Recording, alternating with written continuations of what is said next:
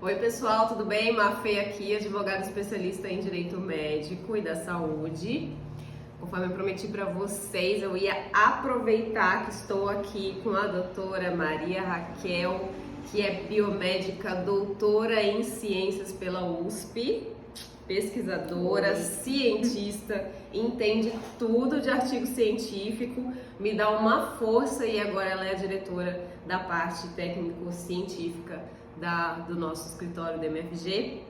E aí, aproveitando a presença dela, e já na sexta-feira que vocês viram que subiu um monte de notícias aí sobre a proibição do chip da beleza. A Anvisa proíbe o chip da beleza. Basicamente isso, né? Saiu todos os sites de notícia aí sobre saúde. O que foi exatamente isso, Kel? Explica pra gente. Na verdade, a Anvisa entrou com um pedido, com uma resolução, pedindo a suspensão, né, uma medida cautelar, que é uma medida preventiva, então para prevenir que novos casos, além dos denunciados de efeitos colaterais, efeitos adversos, aconteçam na população. Então, eles entraram com essa medida preventiva, que é a pedida da suspensão de fabricação, comercialização e propaganda, enfim, desses produtos que são os hormônios, os implantes de hormônios manipulados. Então, o chip da beleza é o implante de hormônio, é aquele hormônio que vem debaixo da pele, que é o implantezinho. Isso, é um dispositivo de silicone que eles implantam subcutâneo, né? E ali ele fica liberando hormônios. Então, e aí cada dispositivo ele vai ser manipulado de acordo com o que o médico prescrever para aquele determinado paciente. Então, existe uma combinação de diferentes hormônios de acordo com o que o médico acredita que seja interessante para aquele determinado paciente. Lembrando que esse não é o Implanon, que é o famoso, que é o etonogestrel, que esse é industrializado, a gente sabe, tem uma farmacêutica por trás. E ele já é registrado pela Anvisa, já era isso. Gente, nem tudo é automático, todo mundo me pergunta isso, porque como as coisas estão no mercado, as pessoas acham que tudo é automático. Não. E não é, na verdade, esses implantes sob prescrição, ele é manipulado, ele é feito sob prescrição médica, eles foram sendo utilizados mesmo sem uma liberação específica da Anvisa, mesmo porque também, né, como eles são manipulados, também acho que não teria muito como... eles poderiam até criar alguma resolução que regulamentasse direitinho, né, dosagens... Na verdade existe, você diz no sentido de ser parecido com o industrial, mas é porque aí perde o objetivo da farmácia de manipulação, que é realmente produzir ali um medicamento que seja mais individualizado, com uma combinação de diferentes ativos. O ponto desses implantes hormonais é que essa combinação de diferentes ativos, não existe estudos mostrando que elas são seguras para a população, entendeu? Porque hormônios são substâncias, são ativos que realmente têm um efeito bastante importante no organismo. Então é muito necessário, lógico que todo medicamento é necessário um estudo para que as pessoas possam usar, para que sejam liberados. Mas no caso dos hormônios, como essas combinações desses ativos é uma combinação muito importante, assim, tem um efeito muito importante no organismo, é necessário que existam estudos bem robustos no sentido de comprovar a eficácia e a segurança dessas diversas combinações de hormônios, mas não existe estudos que mostram nem desses ativos isoladamente. Então a gente não sabe, o ponto é que não se sabe qual que é o efeito dessas substâncias no organismo. Então, por isso que não foi... É sempre polêmico isso, eu tenho essa impressão, né? Não sei se eu tô certa, mas assim, algumas, até mesmo profissões ou especialidades médicas acreditam em determinados ativos ou composições ou até medicamentos, e existem alguns estudos, mas não são os estudos que vocês da ciência consideram estudos robustos, né? Ou que as sociedades médicas considerem. É meio polêmico isso, mas é mais ou menos assim que funciona, né? Isso. Um estudo robusto, o que é exatamente um estudo robusto? Um estudo robusto, ele é um estudo clínico, né? Então chamado de estudo clínico randomizado, ou seja, ele é feito de forma aleatória na população, então é pego uma amostra grande da população, né, de voluntários, E aí o estudo é feito de forma aleatória, então vai ter de forma bem geral, bem assim para ficar mais claro, vão ter um grupo controle, que é um grupo que não vai receber um placebo, e o grupo que vai receber a droga de interesse. Então, e aí não se sabe, se diz que é randomizado e duplo cego, porque ninguém sabe, a não ser pessoas específicas, né, do centro de pesquisa, quem que está recebendo o quê? Se é o homem que está recebendo um controle, se é uma mulher que está recebendo a substância ativa, entendeu? Então é um duplo cego randomizado, de forma que essa substância ela seja estudada de forma aleatória num grupo grande amostral de pessoas. E de preferência que seja feita em diversas regiões diferentes, né? Que é chamado de multicêntrico. Então, que seja unido estudos feitos em diversos lugares diferentes, porque a gente pega uma gama maior de aleatoriedade genética na população. Então, fica mais robusto ainda. E para chegar nos seres humanos, né? Esses estudos em seres humanos, é preciso que tenha sido feito estudos já em células, em animais. Então, é uma série, geralmente é um estudo que demora muitos e muitos anos, custa bastante dinheiro, mas é isso que a gente chama de estudo robusto, porque aí no final desse estudo a gente tem certeza absoluta da segurança desse medicamento, da dose, né, de segurança, da dose tóxica desse medicamento, e a gente tem também, claro, quais são os efeitos adversos que a gente pode esperar nas pessoas, para que os médicos saibam e é importante que eles saibam para depois saber também, caso a pessoa apresente um efeito adverso, ele consiga fazer o tratamento correto, enfim. Entendi.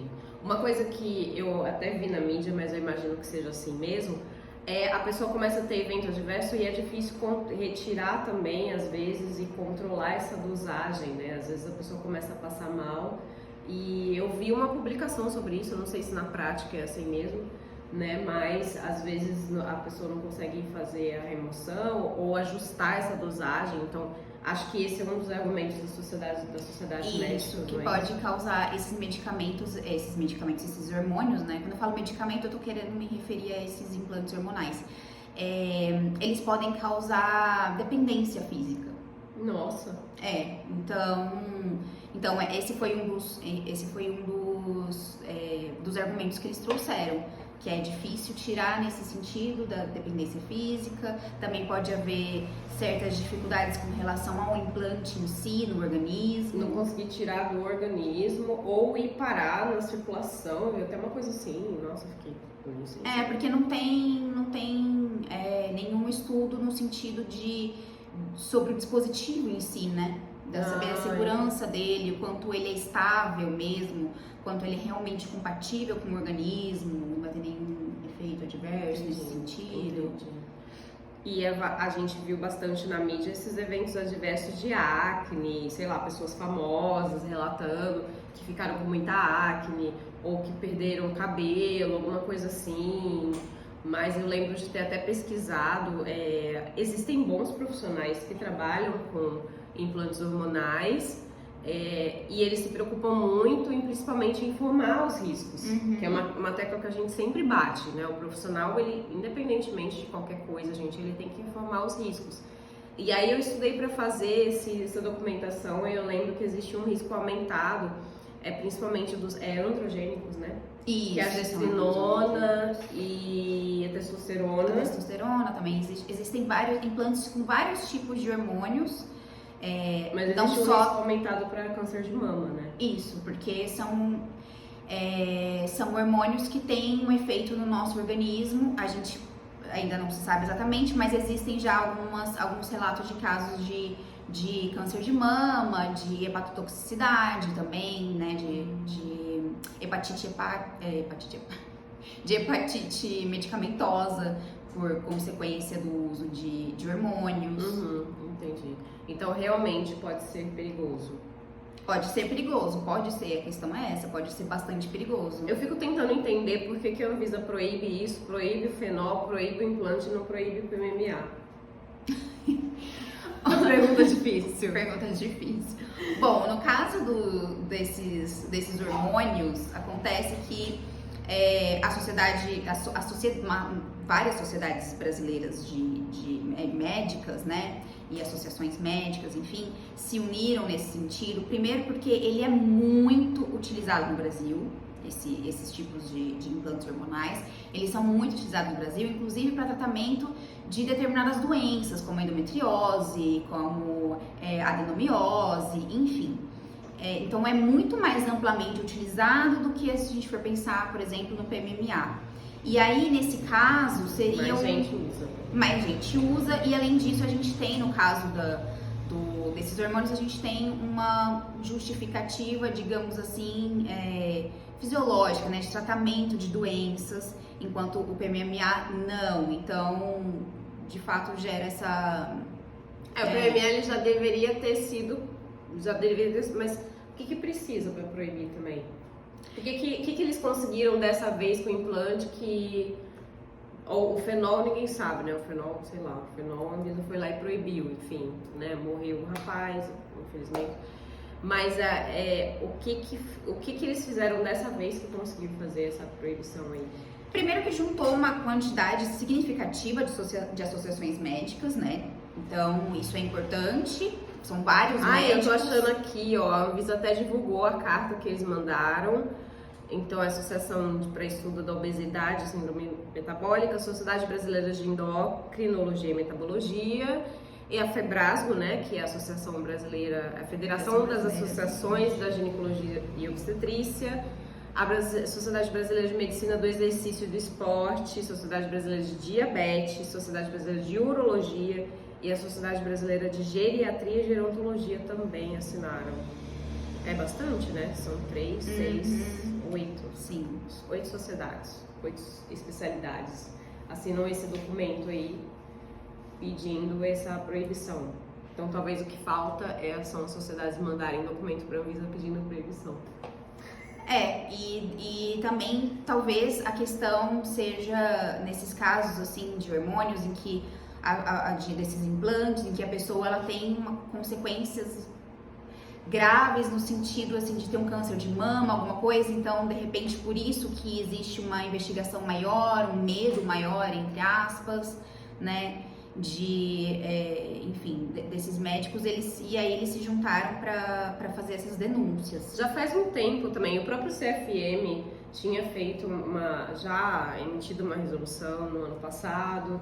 A publicidade desses implantes já tinha sido proibida, né, pela Anvisa antes disso, então já tem todo um histórico aí de acontecimento. Sim, já vem acontecendo. Existem já, ao contrário do PMMA também, esses implantes eles são utilizados apenas no Brasil, eles já são proibidos em diversos outros países, então isso também contribui para essa proibição agora aqui no Brasil.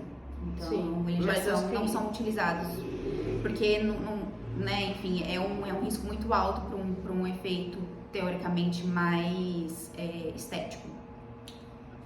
A gente sabe que aqui a gente não tapa só com a peneira, né? A gente sabe que na maior parte dos casos a vontade é estética mesmo, de ganhar músculo mais rápido, mais fácil, mais facilmente. Geralmente é direcionado para o público feminino. Porque também, gente, TPM, cansaço, falta de libido, assim, até eu não vou dizer endometriose, que muita gente tenha, mas TPM, eu não conheço nenhuma mulher que não tenha também, né? Fica fácil a gente justificar também, e tem muito profissional ruim. Porque no final do dia é a forma mais fácil, né, de você ter um efeito ali. Na verdade, você vai ter um efeito estético consequente de determinado tratamento. Então, vamos pegar, por exemplo, a endometriose, porque no caso do implante da gestrinona, por exemplo, é um tipo de progesterona, né? Então, que ela tem um efeito androgênico no corpo, porque ela vai se ligar a receptores de andrógenos no corpo. Então, ela vai ter um efeito